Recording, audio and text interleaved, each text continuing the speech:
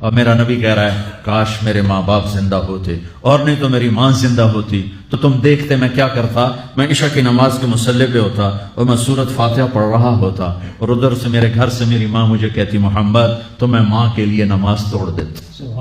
ہاں، میں ماں کے لیے نماز توڑ دیتا۔ اور میرے نبی سے پوچھا گیا یا رسول اللہ قیامت کب آئے گی؟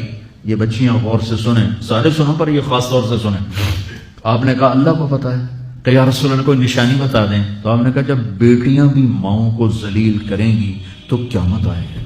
جب بیٹیاں بھی ماؤں کو ذلیل کریں گی تو قیامت ان تلد الامۃ ربتہا، جب ماں کے ساتھ بیٹیاں نوکر جیسا سلوک کریں گی، نوکرانی جیسا سلوک کریں گی تو قیامت کے نکارے پہ چوٹ پڑ کے رہے گی۔ یہ نہیں کہا جب کفر پھیل جائے اور جب اسلام بڑھ جائے گا، اس حالانکہ قیامت اس وقت آئے گی جب دنیا میں ایک مسلمان باقی نہیں رہے گا۔